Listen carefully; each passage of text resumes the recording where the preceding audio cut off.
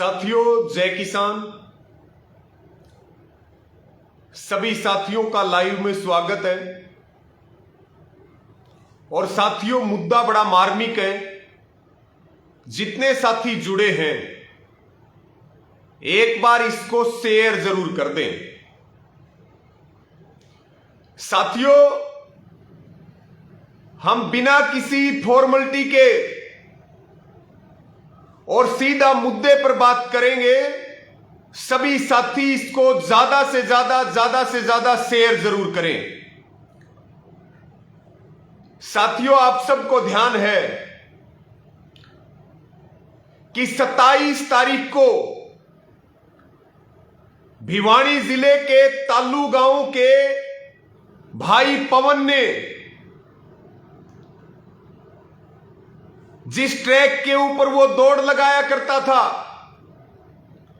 जिस ट्रैक के ऊपर उसने पसीना बहाया, उसी के ऊपर वो ये लिख करके अपनी जान दे गया कि बापू, इस जन्म में तो फौज में नहीं लग पाया, लेकिन अगले जन्म में जरूर लगूंगा, और आत्महत्या कर गया। साथियों, कितना बड़ा मुद्दा है। एक प्रतिभाशाली नौजवान, बगैर मां का बेटा, जो बहुत तगड़ा धावक था, जो किसान आंदोलन में भी दिन रात लगा रहा, जो नशे से दूर रह करके और ना दिन देखता था ना रात देखता था और प्रैक्टिस करता था कि मैं फौज में लग करके और देश की सेवा करूंगा। केवल 1.5 एकड़ का किसान, बाप ने दोनों भाइयों को पाला और उसके बाद अपने हाथ से जिसने रोटी पोकर के खिलाई, वो बेटा जो है आत्महत्या कर गया। उस बाप के ऊपर क्या बीतरी, ये साथियों हम सोच सकते हैं। और ये न्यूज खूब वायरल हुई सोशल मीडिया पे।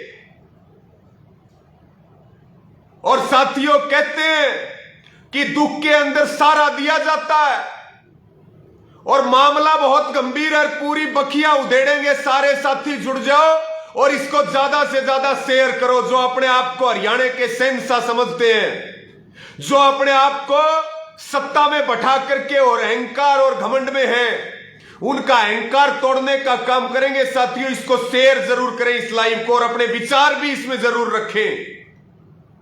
साथियों, न्यू क्या करें कि भाई, दुख के अंदर तो जिस बाप का जवान बेटा चला जा, और वो भी ये बात लिख करके चला जाए कि देश के हर आदमी के आंखों में आंसू आए, दुश्मन भी मदद करया करे।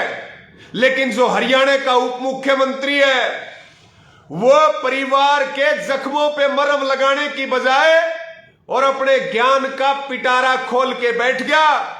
और हरियाणा का उप मुख्यमंत्री क्या कह रहा, आप सबने सुना कि क्या उसका एकमात्र लक्ष्य सेना था?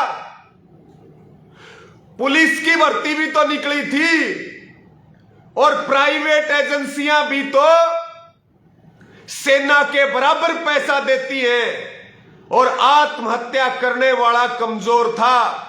साथियों, जब से दुष्यंत चौटाला का यह बयान सुना, तब से नींद नहीं आ रही, चैन नहीं आ रहा कि कैसे दुष्यंत चौटाला इतना क्रूर और इतना घटिया और इतना शर्मिंदगी भरा बयान दे सकता है। पहली बात, साथियों, दुष्यंत चौटाला को जवाब देना पड़ेगा, उसको उसकी औकात बतानी पड़ेगी। हमें जागना पड़ेगा, और इसके साथ में एक एक तथ्य के ऊपर बात करेंगे इस लाइव के अंदर। इसलिए सभी साथी अपने इस मुद्दे पर विचार रखें, और सभी साथी इसको शेयर करें और जुड़े रहें। जो अपने आप को घमंड में और अहंकार में आकर के जो अपने आप को राजा समझ रहे, उनके पुर्जे ढीले करने का टाइम आ गया। तो साथियों, हम दुष्यंत चौटाला को यह जवाब देना चाहते हैं इस लाइव के माध्यम से कि पहली बात तो पवन के लिए सेना कोई पैसा कमाने का साधन नहीं था। वो देश के लिए लड़ना चाहता था, वो देश की सेवा करना चाहता था। वो बगैर लड़े इस सिस्टम की भेंट चढ़ गया एक प्रतिभाशाली नौजवान जो भिवानी जिले में 1 नंबर का धावक माना जाया करता, कहंदा कुआंदा रेसर माना जाया करता। तो साथियों, जिसको लड़ना था देश के लिए, इन भ्रष्ट सरकारों ने उसको देश के लिए नहीं लड़ने दिया। वो बगैर लड़े अपनी शहादत दे गया और इस पूरी सिस्टम की पोल खोल करके चला गया। और जो लोग सेना में भर्ती होना चाहते हैं, जो नौजवान सेना में भर्ती होना चाहते हैं, उनके लिए एक जागृति का काम कर गया। दुष्यंत चौटाला को यह बात पता होना चाहिए कि आपके लिए सेना पैसा कमाने का साधन हो सकती है, लेकिन जो देश की सेवा करने वाले सैनिक है, या पवन जो सेना में लगना चाहता था, या पवन जैसे हजारों लाखों करोड़ों नौजवान जो सेना में भर्ती होकर के देश की सेवा करना चाहते हैं, वो पैसा कमाने के लिए नहीं जाते, वो अपनी जान हथेली पर रख करके और तुम्हारे जैसों की रक्षा के लिए देश में सेना में जाते हैं। साथियों, दुष्यंत चौटाला तो केवल और केवल, अरे आप किसी के जख्मों पे मरहम नहीं लगा सकते तो उनके जड़े पर नमक छिड़क रहे हो, ये बयान दे करके। और दुष्यंत चौटाला की 3 साल से भर्तियां बंद है। अगर एक भी बयान दुष्यंत चौटाला ने सेना की भर्ती खोलने के लिए केंद्र की सरकार को दिया हो तो हम उसको खुला चैलेंज कर रहे कि वो आकर के और आमने सामने डिबेट कर ले, एक भी बयान दे रखा हो। और ऊपर से क्या कह रहा कि पुलिस की भर्ती भी थी। अब पुलिस की बात करेंगे साथियों। पहली बात तो हम बताएं कि सेना पैसा कमाने का नहीं, सेना सेवा करने का माध्यम है। और रही बात पुलिस की, तो दुष्यंत चौटाला पुलिस और सेना का मुकाबला कर रहे हैं। और तीसरी बात जो बहुत महत्वपूर्ण है साथियों, जो दुष्यंत चौटाला ने कही, इसको शेयर जरूर करें साथ में, कि प्राइवेट एजेंसियां भी तो सेना के बराबर पैसा देती हैं। अरे ये वही दुष्यंत चौटाला है जो हरियाणा की नौकरियों में, प्राइवेट नौकरियों में 75% आरक्षण की पैरवी करता था। युवाओं के वोट ठग ले गया, लाखों युवाओं को रोजगार दूंगा, कहां है 75% आरक्षण? आज तक अगर वो वादा पूरा हुआ हो तो दुष्यंत चौटाला जवाब दे आकर के। 3 साल से भर्तियां नहीं हुई। हरियाणा पुलिस के जवान हो, चाहे वो सेना में भर्ती होने वाले नौजवान हो, वो ओवर एज हो चुके हैं। उनकी ओवर एज का कोई समाधान नहीं किया गया। और ये पवन भी ओवर एज हुआ था। ये भी ओवर एज होने के कारण जो इसकी आखिरी उम्मीद थी वो भी खत्म हो चुकी थी, क्योंकि पिछले 3 साल से सेना की भर्ती नहीं निकली थी। और ऐसे ही साथियों, इस 3 साल के दौरान मैं कुछ तथ्य आपके सामने जरूर रखना चाहूंगा कि हर साल 4.5 लाख नौजवान सेना की तैयारी करते हैं और 3 साल भर्ती ना होने के कारण करीब करीब 2 लाख युवा ओवरेज हुए और उनकी जो उम्मीद की अंतिम किरण थी वो भी टूट गई। और उसके बाद साथियों, पिछले दिनों सेना के जो पदों की भर्ती निकली थी, जिसमें 12 लाख युवाओं ने फॉर्म भरे थे और वो भर्ती रद्द होगी। लाखों युवाओं के सपने चकनाचूर हो गए, लाखों युवाओं के सपने चकनाचूर हो गए। साथियों, इस मुद्दे पर विचार भी रखें कमेंट में और इसको साथ में शेयर भी करें। और जिस दुष्यंत चौटाला ने जो भद्दी टिप्पणी दी है उसको उसकी औकात इस लाइव में बतानी है। ज्यादा से ज्यादा इसको शेयर करें साथियों, ज्यादा से ज्यादा अपने विचार इसके ऊपर रखें। तो साथियों, मैं बात कर रहा था आपसे कि 75% आरक्षण का क्या हुआ। जो दुष्यंत चौटाला पुलिस की बात कर रहे, साथियों आप सबको पता होगा कि जो 2019 के इलेक्शन से पहले जो पुलिस की भर्ती निकाली गई थी, आज कितना टाइम बीत गया, अगर 10 बच्चों की ज्वाइनिंग भी इस हरियाणा की गठबंधन सरकार ने करवाई हो तो दुष्यंत चौटाला जवाब दे आकर के वो किस पुलिस की बात कर रहे हैं। पुलिस में तो तुमने बड़ी मौज कर रखी है, नौजवान तो हरियाणा का धक्का खाता घूम रहा। इसको शेयर करें साथियों ज्यादा से ज्यादा, बहुत गंभीर मुद्दा। तब मैं आपको यह बात कह रहा कि 2019 के इलेक्शन से पहले जो पुलिस की भर्ती निकली थी, इन्होंने 10 बच्चे भी भर्ती नहीं किए और अब वही बच्चे दर दर की ठोकरें खा रहे। हरियाणा का गृह मंत्री कह रहा है कि कोर्ट में मामला है। 2 मिनट टाइम नहीं है दुष्यंत चौटाला के पास और अनिल विज के पास कि वो इन बेरोजगार युवाओं की बात सुन सके। हरियाणा में साथियों 30 लाख से ऊपर बेरोजगार घूम रहे हैं सड़कों के ऊपर। कोई भी फार्म उठा करके देख लो, जो ग्राम सचिव का भरा, पटवारी का भरा, इन्होंने हजारों करोड़ रुपए चंदा बटोर करके और उस भर्ती को रद्द करने का काम किया। एक तो बेरोजगारी, ऊपर से इतनी महंगी कोचिंग, इतनी मेहनत, और उसके बाद फार्मों के नाम पर लूट कर रहे हो और फिर कह रहे हो कि आत्महत्या करने वाला कमजोर था। अरे वो आत्महत्या नहीं करेगा तो क्या करेगा? तुम्हारे सिस्टम ने उसकी जान ले ली। या तो बच्चे क्राइम करेंगे, या बच्चे नशा करेंगे, या बच्चे सुसाइड करेंगे। झूठ बोल करके तुम सत्ता में आए, हर घर में नौकरी देंगे, 75% आरक्षण देंगे, हरियाणा में युवाओं का भविष्य संवार देंगे। अरे दुष्यंत चौटाला जी, आपको खुला चैलेंज है। जो आपने घोषणा पत्र जारी किया था, अगर उसमें आपने 10% वादे भी अब तक पूरे किए हो, 5100 रुपए पेंशन मिलेगी, सहकारी बैंकों का कर्ज माफ होगा, टोल उखाड़ देंगे, युवाओं को रोजगार देंगे, मोबाइल वैन चलाएंगे डिस्पेंसरी की। अरे कितना झूठ बोलोगे? और आपको कह रहे दुष्यंत चौटाला को, वो कह रहे कि सेना एकमात्र लक्ष्य था। आपका एकमात्र लक्ष्य राजनीति करना है। अगर नहीं राजनीति करना है तो छोड़ करके चपरासी का काम करो, औकात पता चल जाएगी। दूसरों को ज्ञान बांटना बहुत आसान है। अरे बेशरम आदमी, अगर कम से कम आप पीड़ित परिवार के जख्मों पे मरहम नहीं लगा सकते तो आप जो है, एक भाई ने आत्महत्या नहीं करी, शहादत दी है, उसके परिवार को तो आके संभाल लेते। सत्ता थी तुम्हारी, भिवानी जिला कोई पाकिस्तान में नहीं है। किसी प्रशासन का कोई अधिकारी आया हो, सरकार का कोई आदमी आया हो, और अब जो है आप बैठ करके, ये साथियों बहुत मन भर रहा इन लोगों की ये बातें सुन करके कि ये कितने बेशरम लोग हैं। जो सत्ता में बैठने से पहले यही दुष्यंत चौटाला रोया करता था गांव में आकर के कि हमें पार्टी से निकाल दिया, इसको 10 सीट दे दी, ये जा करके। और हम बता दें, कमजोर पवन नहीं था दुष्यंत चौटाला जी, कमजोर आप हैं।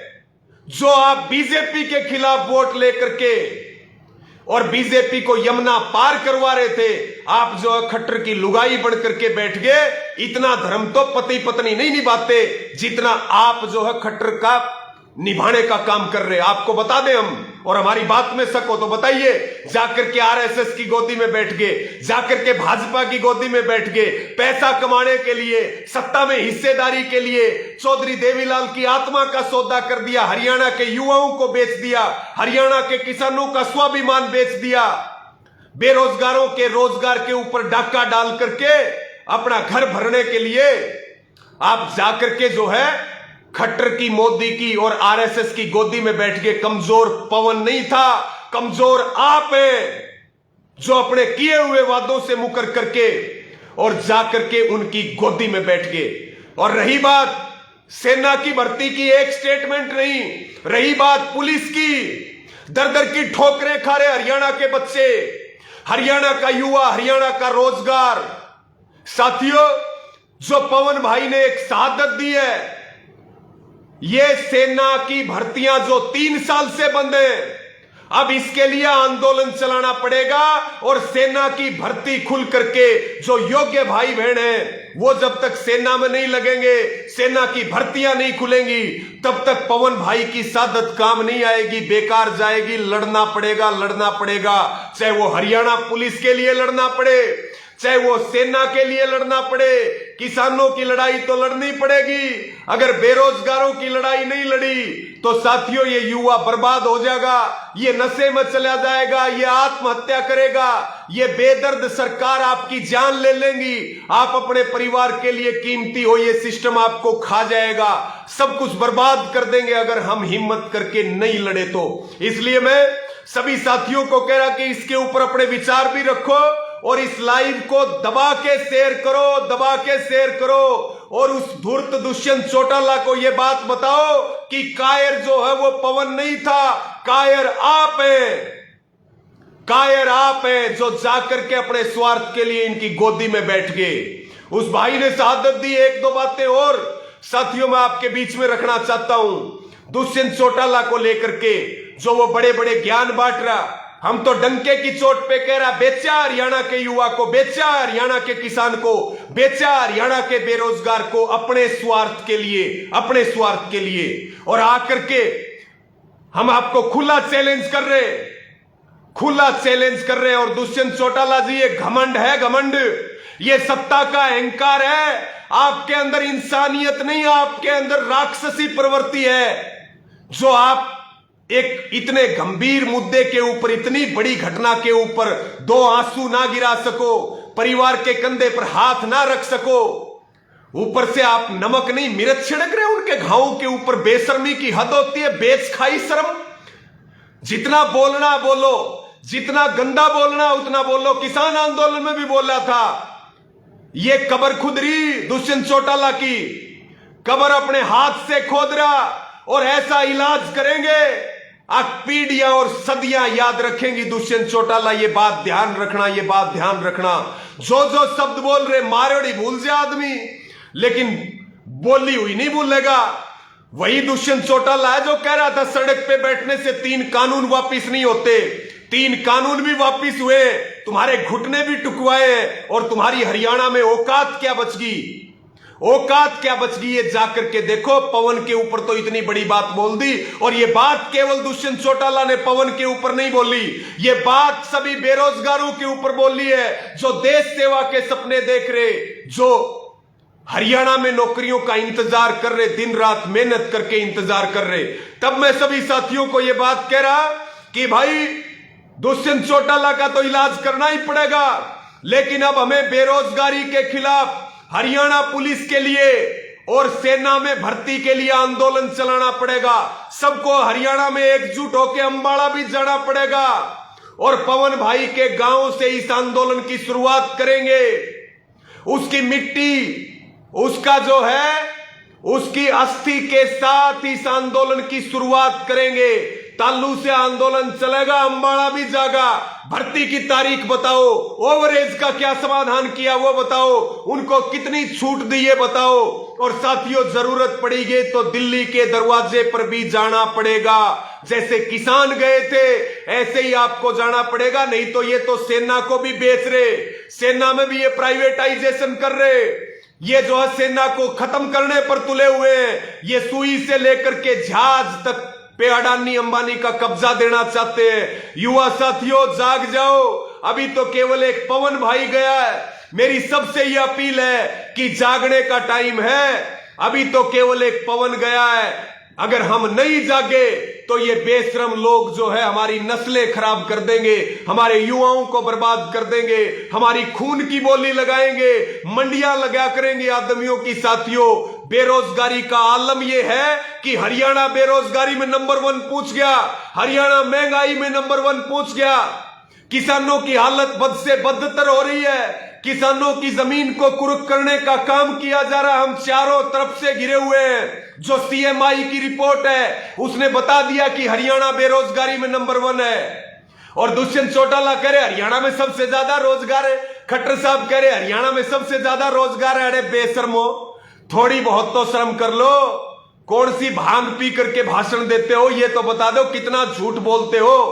तो साथियों खुद खट्टर कह रहे जो सीईटी का एग्जाम लागू कर दिया, अभी कॉमन एंट्रेंस टेस्ट लागू कर दिया, ये नौकरी नहीं देंगे। खट्टर कह रहा था 5 साल 5 लाख नौकरी हर साल देंगे।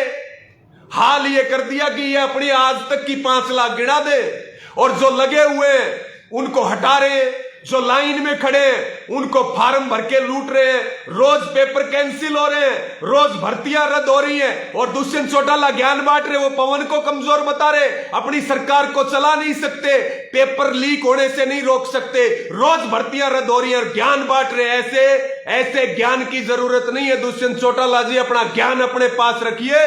जिस दिन हरियाणा के हाथ में आपकी चाबी आएगी उस दिन सूद समेत हिसाब करके भेजोगे कि नहीं भेजोगे? सारे भाई बताओ कमेंट करके, भेजोगे कि नहीं भेजोगे इन बेशर्मों को? इनको जो है सत्ता से बाहर उखाड़ करके फेंकोगे कि नहीं फेंकोगे? यही दुष्यंत चौटाला जो हरियाणा के युवाओं की उम्मीद बना था, इसने तो पिछले नेताओं के और पिछली सरकारों के भी कान काट लिए और सारी बेशर्मी की हदें पार कर दी इस आदमी ने। साथियों, जो शब्द पवन भाई के लिए बोले हैं, ये एक तरह से क्रूर आदमी बोल सकता है। ये क्रूर हमला है ये पवन के ऊपर, ये शाब्दिक हमला है। इतने घटिया शब्द तो कोई अपने दुश्मन के लिए प्रयोग नहीं कर सकता ऐसे समय में, जो पवन भाई के लिए हरियाणा के उप मुख्यमंत्री ने जो है प्रयोग करे हैं। साथियों, प्रयोग करे हैं। तो मैं सभी साथियों को इसको दबा के शेयर करो और इनको इनकी औकात बताओ और सारे भाई लड़ना सीख लो। अरे मरना तो है ही, लड़के मर लो, लड़के मर लो, नहीं ये खा जाएंगे, मार देंगे तुम्हें, मार देंगे, कुछ नहीं छोड़ेंगे। ना ये सेना छोड़ेंगे, ना सैनिक छोड़ेंगे, ना कर्मचारी छोड़ेंगे, ना नौकरी छोड़ेंगे, ना ये खिलाड़ी छोड़ेंगे, ना ये किसान छोड़ेंगे।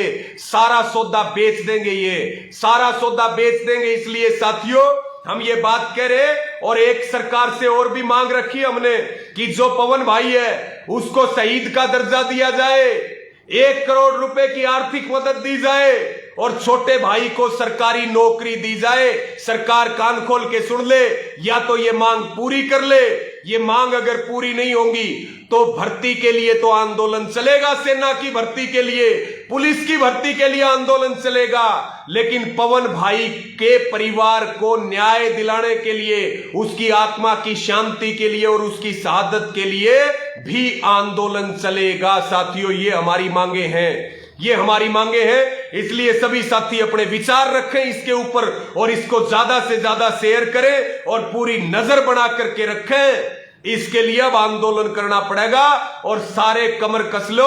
संयुक्त किसान मोर्चा, भारतीय किसान यूनियन और सारा भाईचारा मिलकर के, सारे युवा साथी मिलकर के, जैसे किसानों ने सरकार के घुटने टिकवाए हैं, उसी प्रकार से अब युवाओं को न्याय दिलाने के लिए, ताकि फिर कोई पवन ना बने, ताकि फिर कोई पवन भाई जैसा प्रतिभाशाली युवा आत्महत्या ना करे। साथियों, मजबूत रहो और मजबूत रह करके आंदोलन लड़ना पड़ेगा। मजबूत रह करके ही हम बच सकते हैं। इकट्ठे हो लो सारे और इकट्ठे होकर के आंदोलन चला लो। निश्चित तौर पे जीत मिलेगी, निश्चित तौर पे जीत मिलेगी। नहीं तो इसी प्रकार से हमारा नाश होता रहेगा। पवन भाई जैसे भाई हमारे बीच से जाते रहेंगे, इनका कुछ नहीं बिगड़ता। ये तो भाई तेरा पैसा कमा रहे, खा के विदेश में भाग जाएंगे अगर सत्ता नहीं मिलेगी। और हमारे बीच में गद्दार बहुत बैठे हैं इनको पानी मारने के लिए, बहुत गद्दार बैठे हैं। इतना बड़ा आंदोलन चला, 750 शहीद हो गए। अब भी जो है कमी नहीं है साथियों गद्दारों की, अब भी कमी नहीं है, बहुत गद्दार मिल जाएंगे समाज में। तो भाई मेरी सभी भाइयों से यही अपील है, आग भाई सेना की भर्ती के लिए और पुलिस की भर्ती के लिए अपने आप को तैयार कर लो और भाई तंबू लगा के और बैठना पड़ेगा, जब जाकर के बात बढ़ेगी, नहीं तो बात बढ़ेगी नहीं। भाई सभी भाइयों ने मेरी बात सुनी, पवन भाई के परिवार को भाई न्याय दिलवाना है और भाई दुष्यंत चौटाला को सही ठोक के जवाब दे दिया। ये वही दुष्यंत चौटाला है जो दारू बेचने में फंस रहा, जो शराब घोटाले में फंस रहा। इसके सारे घोटाले खोल लेंगे, सारे घोटाले इसके खोल लेंगे। इन्होंने हरियाणा को खा लिया, बिल्कुल हरियाणा को बिल्कुल बर्बाद कर दिया। हरियाणा में भ्रष्टाचार मचा रखा है इन्होंने, जगह जगह हरियाणा को ये खोखला करने का काम कर रहे। तो भाई सभी साथी अपने विचार रखें और ज्यादा से ज्यादा इसको शेयर करें। सभी भाइयों ने मेरी बात सुनी, अगले इसके ऊपर अगली रणनीति को लेकर के आपके बीच में हाजिर रहेंगे और सारे भाई जो है आंदोलन के लिए जोरदार तैयारियां करें, जोरदार तैयारियां करें।